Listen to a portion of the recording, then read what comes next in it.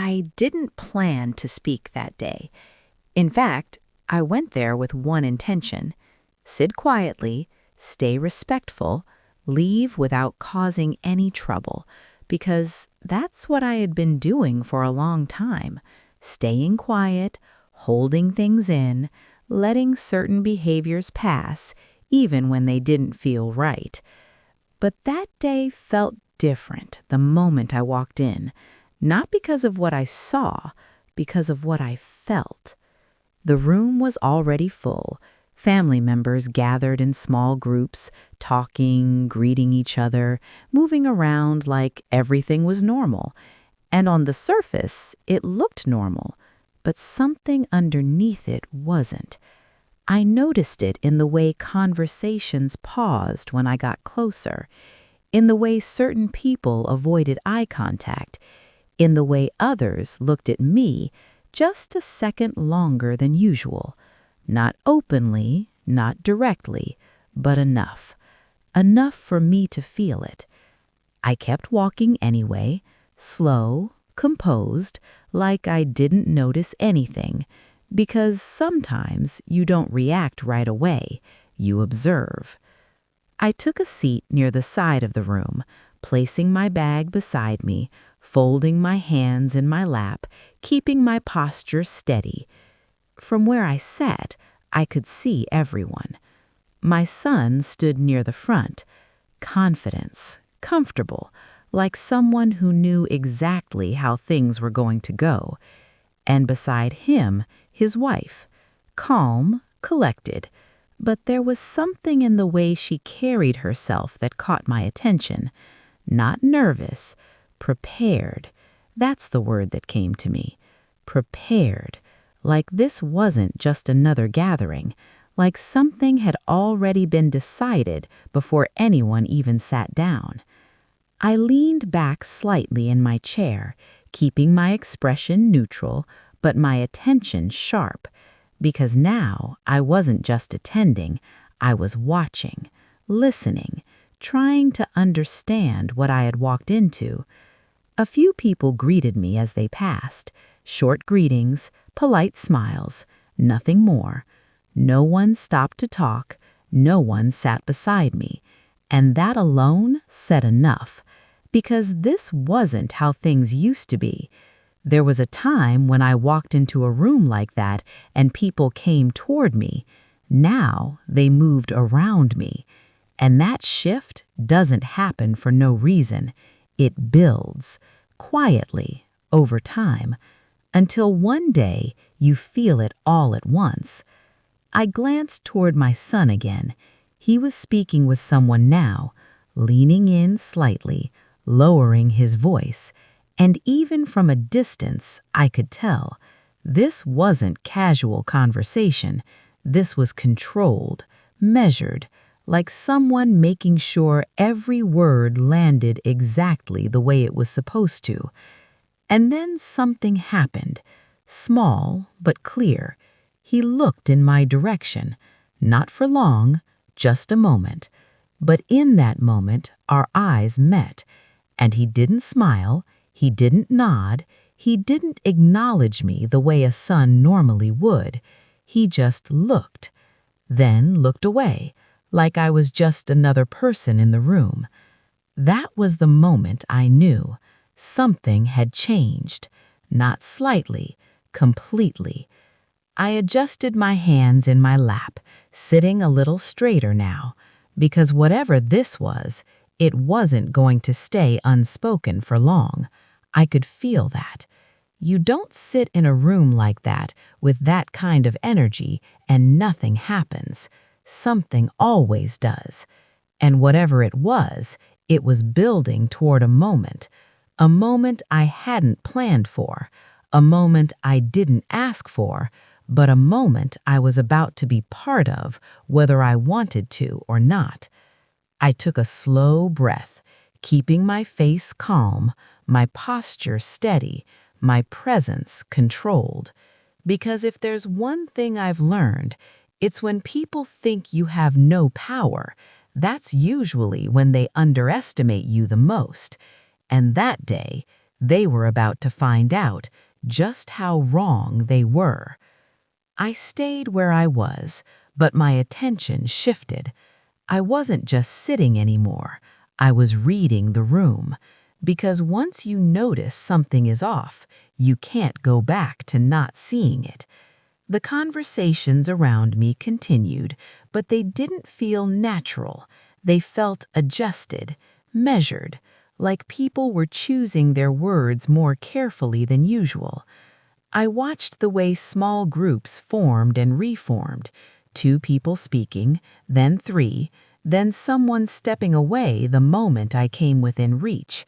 Not obvious enough to call out, but consistent enough to recognize.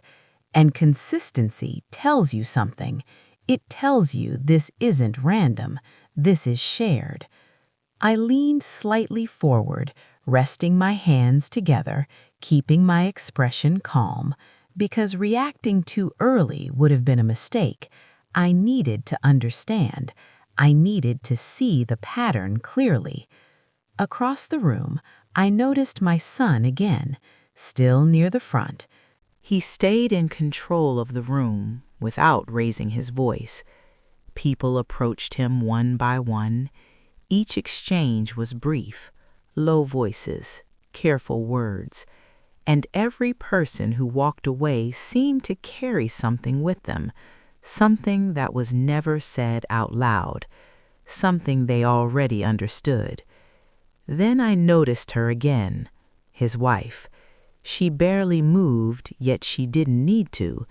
People went to her, too, and when they did, she listened more than she spoke.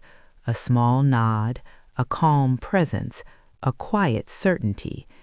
That same thought returned to me, prepared, as if she knew exactly how everything would unfold, as if nothing in that room could surprise her.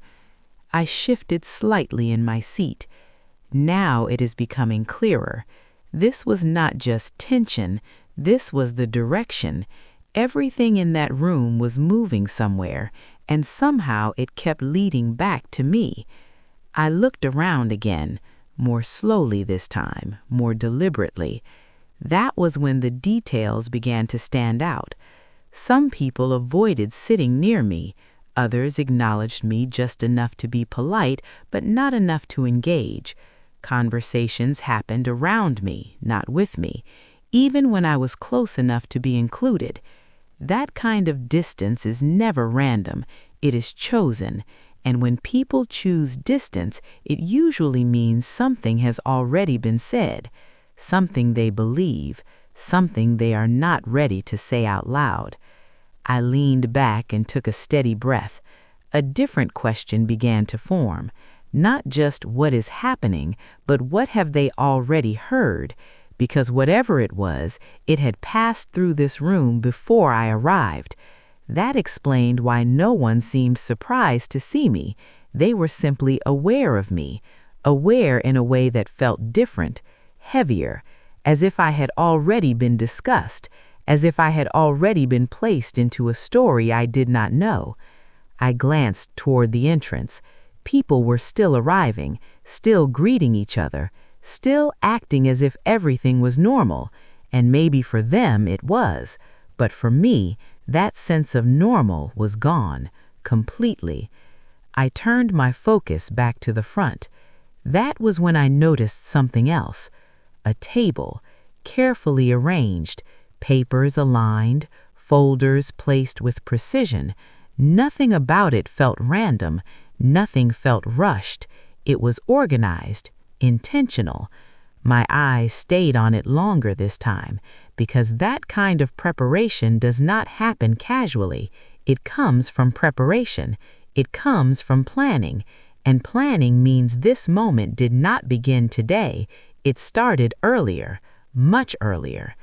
I felt my posture straightened without thinking. The pieces were starting to connect. The behavior, the distance, the silence, the preparation. None of it stood alone. All of it pointed in the same direction. Something had already been decided, and whatever that decision was, I had not been part of it. I brought my hands together again, steady and controlled. Now I understood one thing clearly. This was not confusion. This was not a misunderstanding. This was a situation, one I had walked into without warning, and the only question left was when it would finally be said out loud. I did not have to wait long. Across the room, my son stepped forward, and the moment the energy shifted, I knew whatever had been building was about to begin. This time, I was not just going to sit and observe. I was going to listen, because the moment they spoke, everything would become clear, and once it was clear, there would be no turning back. The room did not fall quiet all at once. It happened in stages. Voices softened, movement slowed, conversations faded as attention shifted forward, and at the center of it all stood my son. He stepped ahead with a calm confidence that did not feel natural, not for a moment like this, not in a room filled with family. But he didn't hesitate, didn't look uncertain. He looked prepared, like he had already rehearsed what he was about to say. I sat still, watching him closely, because now I knew this wasn't just a gathering. This was something structured, something planned. He cleared his throat lightly, just enough to draw the remaining attention in the room, and then he spoke. "I want to thank everyone for coming," he said. His voice was steady, too steady, the kind of steady that doesn't come from emotion, but from control. I glanced around the room briefly. People were focused now, listening, waiting, and something about that made it even clearer. They already knew something. Maybe not everything, but enough to understand what was coming. I turned my attention back to him. "And before we move forward," he continued, "there's something that needs to be addressed." There it was, the shift, subtle but unmistakable, the moment where everything changes direction. My hands tightened slightly in my lap, but my face remained calm, because I wasn't reacting. Not yet. I was listening, carefully, deliberately. He paused for a second, scanning the room, not searching, just confirming, making sure he had everyone's attention. Then his eyes moved, and this time they landed on me, not briefly, not by accident, directly, and he held it there, long enough for everyone else to notice. That was the first crack, not in this situation, but in the silence that had been surrounding it, because now it wasn't hidden anymore. Now it had direction, and in that direction was me. I didn't look away. I held his gaze, calm, steady, because if he was going to bring me into this moment, I wasn't going to shrink from it. He took a small breath, then continued. "There have been some concerns raised recently," he said. Concerns. That word was careful, deliberate, chosen to sound neutral, but the weight behind it wasn't neutral at all. It carried something heavier, something already formed. I could feel the room shift again, not physically, emotionally, because now everyone knows. This wasn't just a general statement. This was specific. This was targeted. And even without names being said, people understood exactly where it was going. I glanced briefly to the side. No one was confused. No one was surprised. They were watching, waiting, like they had been expecting this moment. And that told me everything I needed to know. This didn't start here. This started before, in conversations I wasn't part of, in decisions I didn't know were being made, and now it was being brought into the open. My son continued speaking, his tone still controlled. "There have been some questions about how certain things have been handled," he said. Again, careful wording, no details, no clarity, just enough to suggest something was wrong, just enough to plant doubt. I leaned back slightly, keeping my posture relaxed, because I understood what he was doing.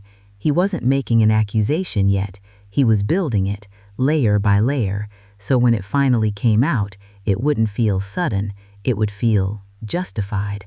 And that's how situations like this gain power, not through one statement, but through build-up, through suggestions, through repetition. I looked around the room again, and now I could see it clearly, the way people were listening, the way some nodded slightly, the way others avoided looking directly at me. They weren't hearing this for the first time. They were hearing it again, confirmed, out loud. My attention returned to him, because now I was waiting, not with fear, with focus, because the next words he spoke would define everything that followed, and I wasn't going to miss a single one of them. He paused again, long enough to make sure the room was completely still. Then he spoke, and this time he didn't hide behind general words. This time, he was about to make it clear. He didn't rush it. That's what made it worse. Because when someone takes their time before saying something serious, it means they've already decided how it will land. He looked around the room one more time, then back at me. And this time, he didn't soften it. There have been concerns about money, he said. Clear, direct, no more vague wording, no more careful framing, just enough to make sure everyone understood exactly what he meant. The air in the room shifted immediately, not loudly, but deeply, because money changes everything. The moment it's mentioned, people stop thinking emotionally and start thinking judgmentally. I stayed where I was, still, composed, but inside, everything sharpened, because now I know. This wasn't a misunderstanding. This was an accusation, and he wasn't finished. Specifically, he continued, about how certain funds have been handled. There it was again, layering, reinforcing, making sure it didn't sound like one statement, but a pattern. I could feel eyes on me now. Not a few, most of them. Some direct, some subtle, but all present, watching, measuring, deciding. And that's the part people don't talk about. It's not just what's said, it's how quickly people start believing it, without asking, without checking, just accepting. I lifted my chin slightly, not in defiance, just in control, because I wasn't going to shrink under something I knew wasn't true. But he kept going.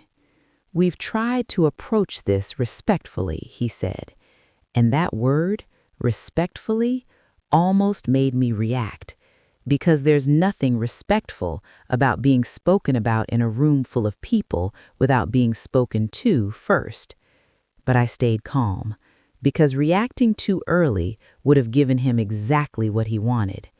Instead, I listened, let him continue, let him say everything he thought he needed to say. So today, he added, we just want clarity. Clarity, another careful word, designed to sound reasonable, designed to make it seem like this wasn't an attack, but a discussion. But everyone in that room knew what it really was. This wasn't a question. This was a setup. I could feel it now, clearly, not just from him, from the room, from the way people were watching, waiting, like they expected something from me. Not the truth, a reaction, a mistake, something they could hold on to and say, see, that's what we were talking about. I slowly placed my hands on the armrests of my chair and stood up. Not quickly, not dramatically, just steady, controlled. And the moment I stood, the energy shifted again, because now it wasn't one-sided anymore. Now I was part of it, fully. I looked at my son, directly, and for the first time since I walked into that room, I spoke. You're talking about me, I said. My voice was calm, even, clear enough that no one had to question it. He didn't deny it, didn't hesitate, just held my gaze. Yes, he replied. That was it. No explanation, no attempt to soften it, just confirmation. And that kind of directness changes everything. Because now there was no confusion, no misunderstanding, No space to pretend this was about anything else. This was about me, in front of everyone. I nodded once, slow, because I needed to stay in control of the moment.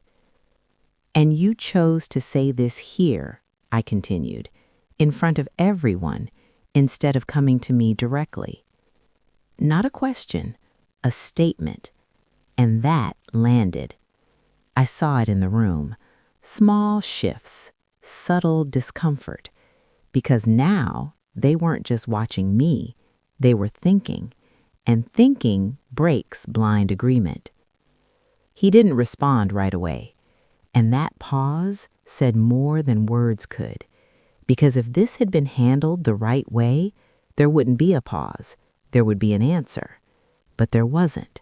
And that told me everything I needed to know. This wasn't about clarity. This was about control. Control of the narrative. Control of the room. Control of how I was seen. I took a small step forward. Not aggressive. Not emotional. Just a presence. Grounded. And now I wasn't just listening anymore. I was ready. Because if they wanted this to happen in front of everyone, then that's exactly where I was going to respond. And this time, I wasn't going to hold anything back. I stood there, steady, looking at him, but my mind didn't stay in that room. It moved, not away from the moment, but deeper into it. Because when someone questions your integrity in front of others, you don't just hear their words. You remember everything that led up to that point. Every moment, every sacrifice, every time you showed up when no one else did. And in that moment, I remembered mine. I remembered the years, not the easy ones, the ones where nothing was certain, the ones where I had to make decisions that no one saw but everyone benefited from. I remembered holding things together when everything else was falling apart, making sure bills were paid, making sure the house stayed standing, making sure my family never felt how close we were to losing everything. And I did that quietly, not for recognition, not for praise, because that's what you do when you care about the people around you. You carry what needs to be carried, even when it's heavy, even when no one notices. I looked at my son again, and for a moment, I didn't see the man standing in front of me. I saw the boy he used to be, the one who depended on me, the one who trusted me without question, the one who knew without needing proof that I would never do anything to harm him.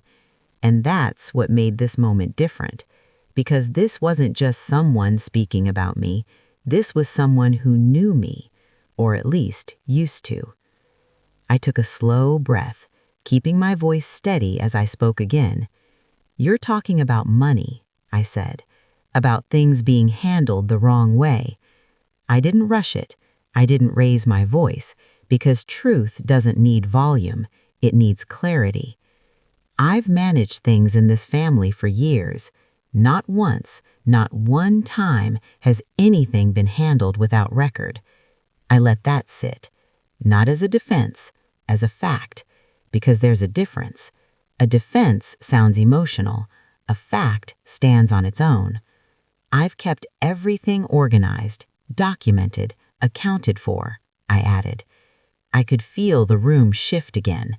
Not fully, but enough, because now they weren't just hearing an accusation, they were hearing something that didn't match it. And when two things don't match, people start questioning, even if they don't say it out loud. I took another small step forward, still calm, still controlled.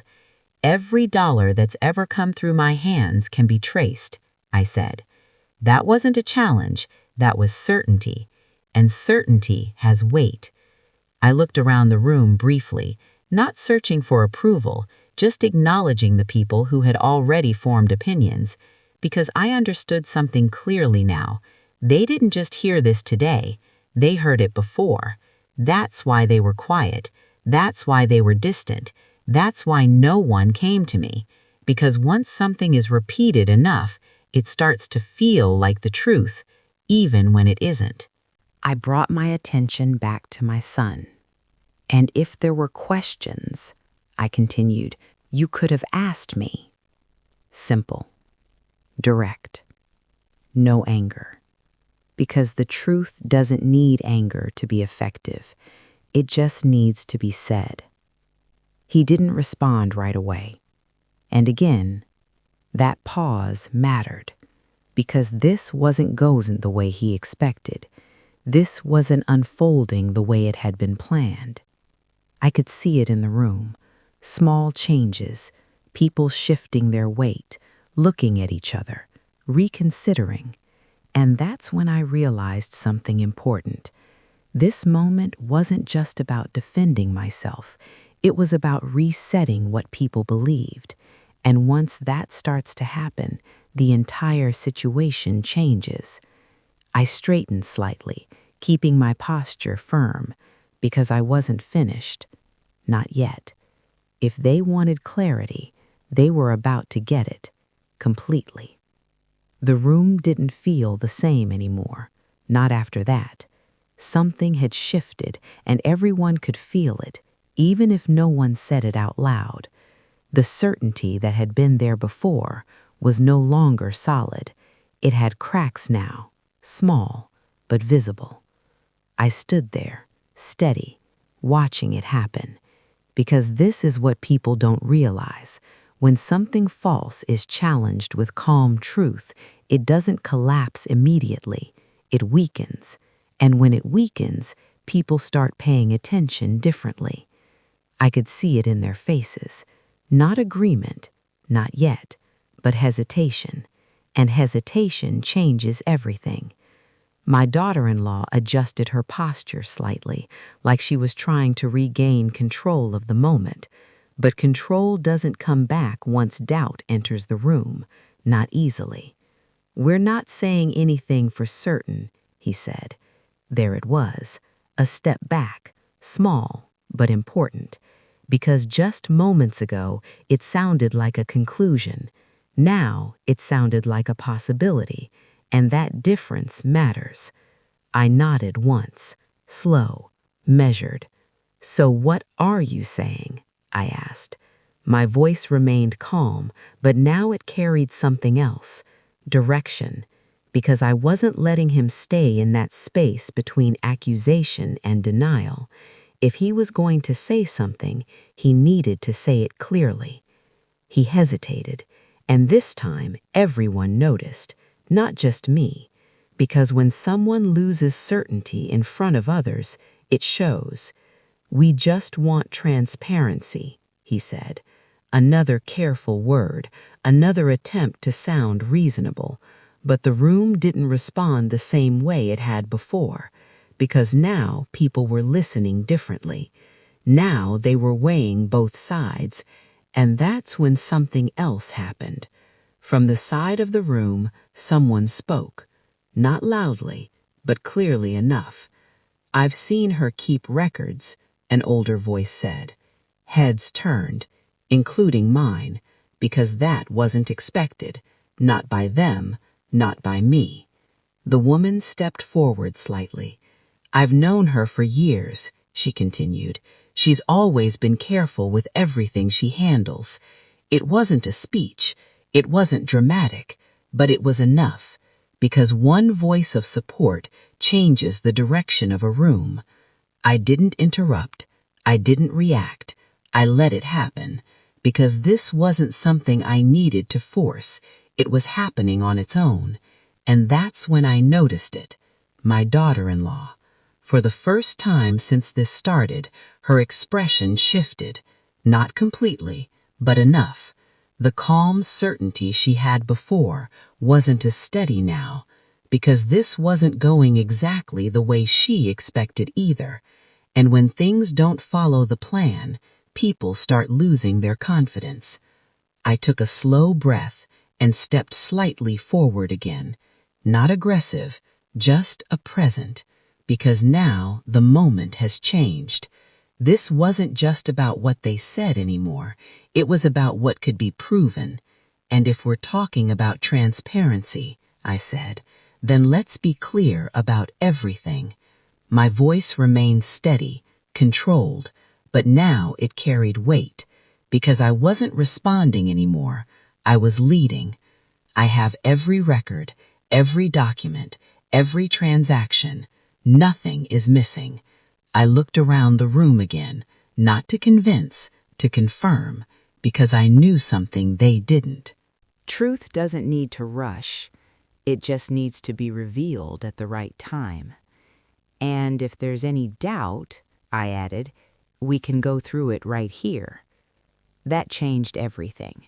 Not the words, the confidence behind them. Because people can hear the difference between someone defending themselves and someone who knows they're right. The room grew quieter, not tense like before, focused.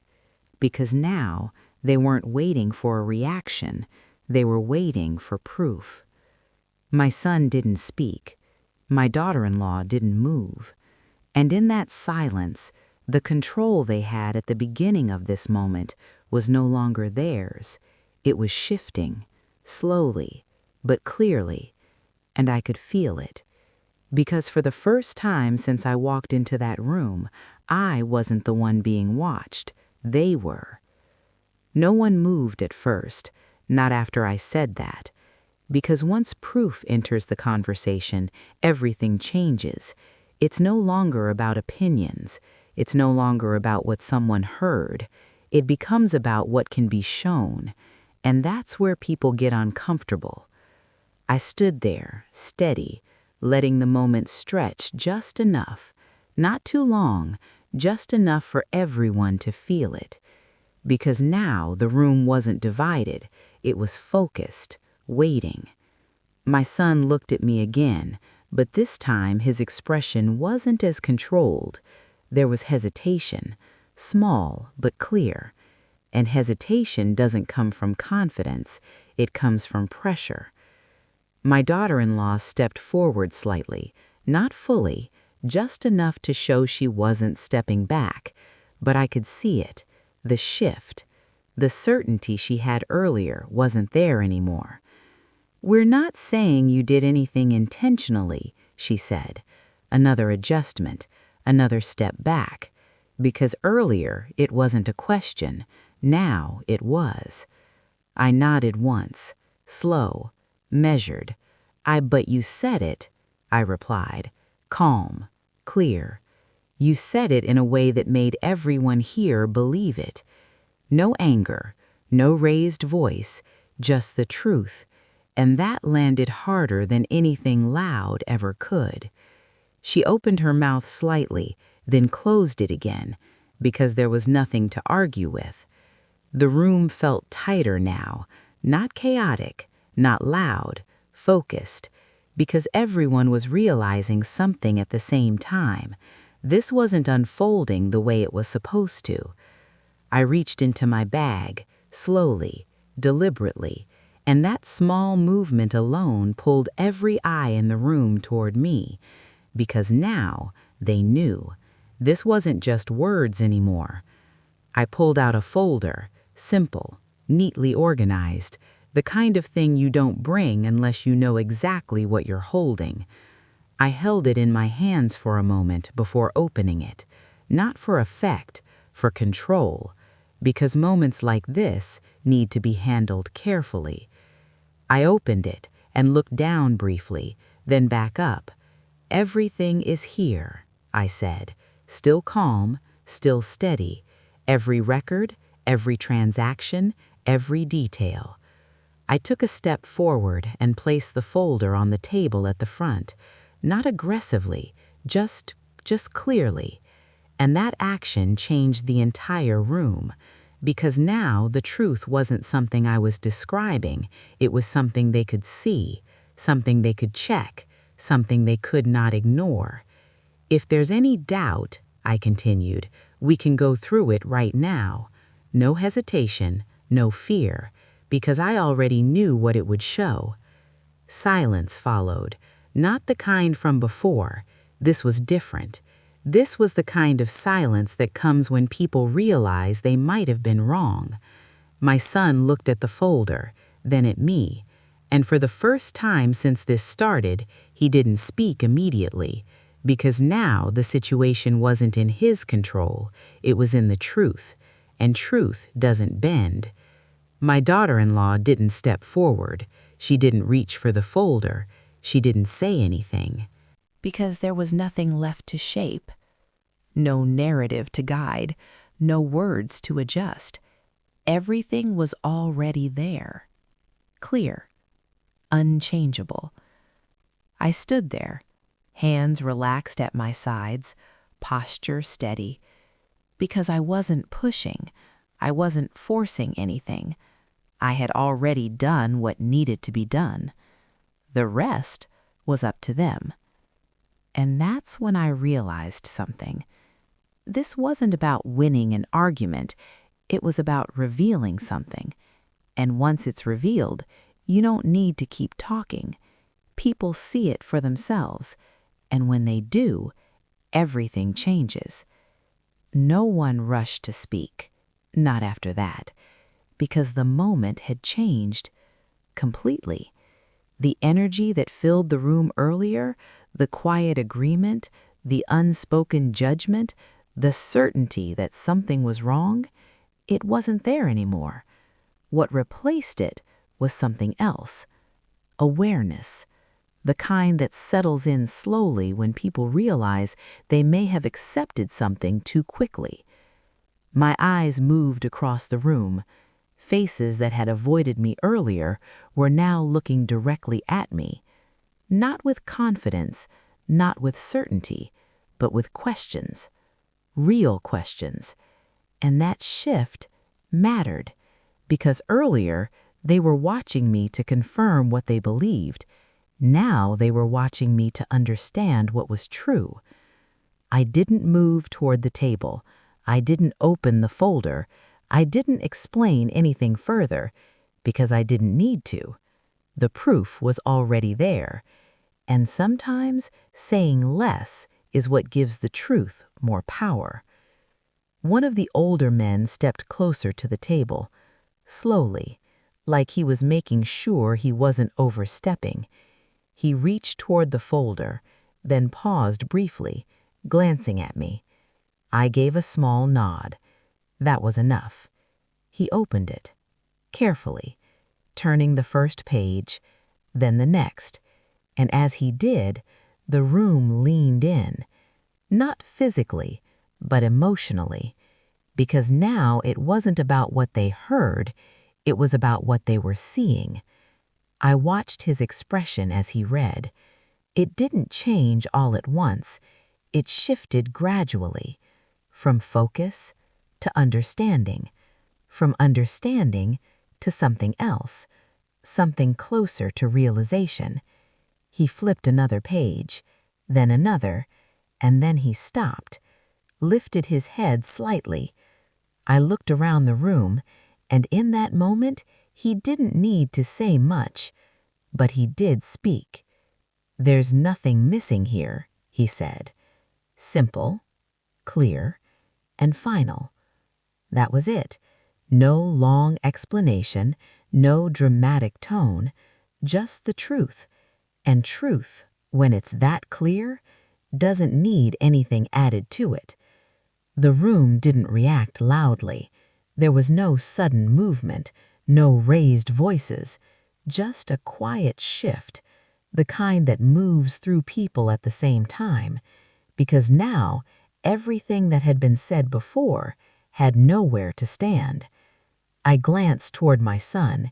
He wasn't looking at me anymore. His focus was on the table, on the folder, on the reality of what had just been confirmed. And beside him, his wife stood still, very still. Her composure hadn't completely broken, but it wasn't the same. The certainty she carried earlier was gone, replaced with something quieter, something less controlled. Because when something you believed or pushed gets challenged publicly, it doesn't just disappear, it turns inward. I didn't step forward. I didn't say, "I told you so," because this wasn't about proving a point. This was about restoring something that had been questioned, and once it's restored, you don't need to keep pushing it. You let it stand on its own. I looked around the room one more time, and now I could see it clearly. The difference. Earlier, they had already decided who I was. Now, they were reconsidering. And that's where real change begins. Not when people agree, when they rethink. I took a slow breath, keeping my posture steady, because I understood something at that moment. Power doesn't come from speaking the loudest. It comes from knowing when to speak and when to let the truth speak for you. And right now, the truth had already said everything that needed to be said. No one rushed to speak after that. They didn't need to, because once the truth is clear, everything else becomes unnecessary. The room felt different now. Not tense, not divided, just quiet. The kind of quiet that comes when people are processing something they didn't expect. I stood there for a moment, looking around, not searching for anything, just seeing clearly. The same people who had avoided me earlier were no longer turning away. Some held my gaze, others looked down, not out of disrespect, out of reflection, because something had shifted inside them, and I understood that. Because moments like this don't just change what people see, they change how they think. I looked at my son again, and this time he met my eyes. Not with confidence, not with control, but with something else, something quieter, something closer to realization. He didn't speak, and I didn't expect him to, because there are moments when words don't fix anything. They just fill space, and this wasn't a moment for that. I turned slightly and glanced at his wife. She didn't look away, but she didn't step forward either. She stayed where she was, still, composed, but different, because the certainty she carried earlier was gone, and once certainty is gone, people move carefully. I took a slow breath and stepped back from the table, not retreating, just creating space, because I wasn't there to hold the room. I had already done what needed to be done. "I'm not here to argue with anyone," I said calmly, my voice steady, clear. "I'm here because my name was brought into something that isn't true." I let that settle, not as a defense, as a boundary. I continued, and if anyone had questions, they could have come to me. Simple, direct, because that was the part that mattered, not the accusation, the way it was handled. I paused briefly, then added, "But now, everything is clear."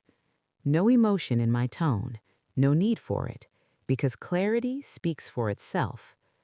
I looked around the room one last time, and for the first time since I walked in, I felt something different. Not tension, not pressure, peace, because I wasn't carrying anything anymore. Not the looks, not the whispers, not the weight of what people thought. That was gone. And when that's gone, you stand differently, you move differently, you leave differently. I picked up my bag and held it by my side. No rush, no hesitation, just steady movement. And as I turned toward the exit, no one stopped me. No one questioned me, because there was nothing left to question. I walked forward, step by step, feeling the space open in front of me.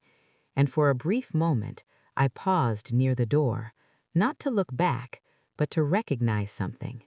I had walked into that room being judged, being watched, being misunderstood, and I was leaving clear. Not because I explained myself, because the truth stood on its own. I continued walking and stepped outside. The air felt lighter, warmer, different, and that's when it settled in completely. Power isn't something people give you, it's something you carry.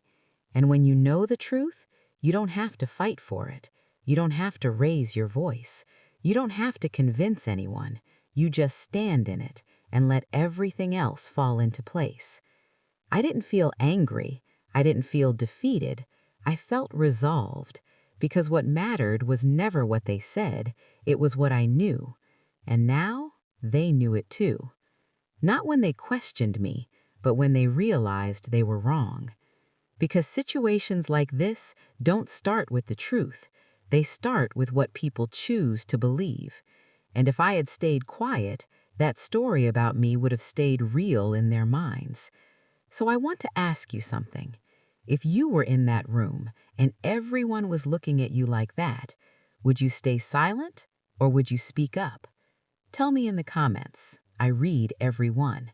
And if you connect with stories like this, stories about truth, strength, and standing your ground, subscribe to Quiet Voice of Her Life, because sometimes the quietest voice carries the strongest truth.